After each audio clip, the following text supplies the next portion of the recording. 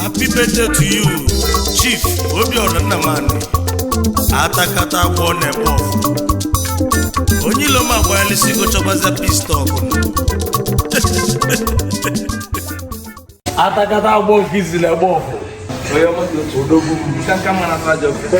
Ịkarịsịgo n'ọkwa ndị oyibo arịchata n'ike pistol. Onye ilo agbayali si go chọbaza pistol. Onye ilo ma agbayali si go chọba pistol.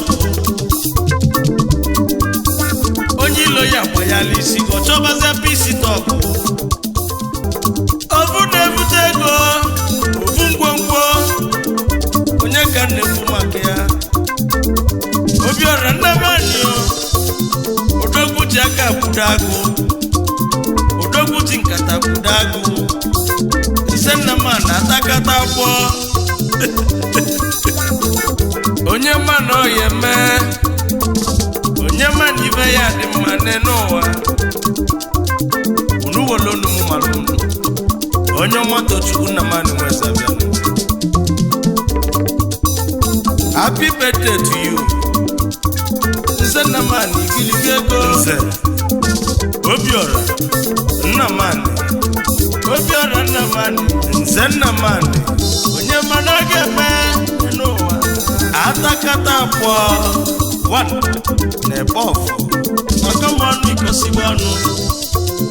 Onye mana oye menụ. Amụma mụ ikwusigo amụ ewo. Ọgwụ ichi ife egwu eme ọgụ. Onye mana ga-adị mma. Obiora Nnamani. Ọkwa onye ile agbayalisigo owe ije chọbazia pistol. Onye ọmata Chukwu nweze na-ekwu. Obiora Nnamani atakata agwọ. Nze Nnamani atakata agwọ. Nze Nnamani atakata agwọ. Nze Nnamani igiligi ego. Nze Nnamani igiligi ego. Nze Nnamani atakata agwọ. Atakata agwọ igiligi ego. Onye bọfụ Nze Nnamani atakata agwọ. Nze Nnamani mana ogige ego. Nze Nnamani igiligi ego. Nze Nnamani atakata agwọ. Nwata gbanarị amosu. Ọkpata ego. Nwata gbanarị nwoke. Nwa ego. Nyoma nweze na-egiligi ego. Onye ile agbayalisigo chọbazia pistol. Onye ilo ma agbayalisigo chọba pistol. Onye ilo ya agbayalisigo chọbazia pistol.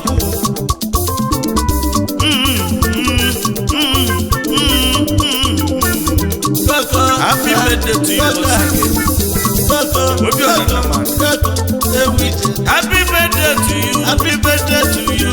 Happy birthday to you. Happy birthday to you. Ogologo ndụ na arụ ike ka anyị na-aga. Ezi nwanne m na ya dị ike. Welisi elisi ka nneko niile. Ogologo ndụ na arụ ike. Ife akwakwa ife enwenwe. Ezi so ụmụ ya zụtara ya. Onye ọmata Chukwu na-ekpele ihe ekpele. Ezi nwanne m Obiora bịa. Nwanne osu na-awụ ozu arụ. Nwanne mmadụ abụrụ ya. Nwanne eze bụ eze. Onye ọma nweze abịa. Obiora Nnamani. Nwanne m bịa. Nzekene isi ọma. Nze Nnamani atakata agwọ.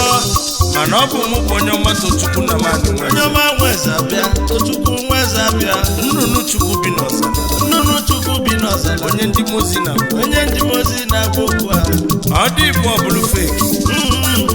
Ọ dị ibu aka ntafiti. Ewu ije. Anyị ji egwu a wele ewishi. Nze Nnamani happy birthday. Ezi nwa si ebe ọmala eburu Igbo na-eje.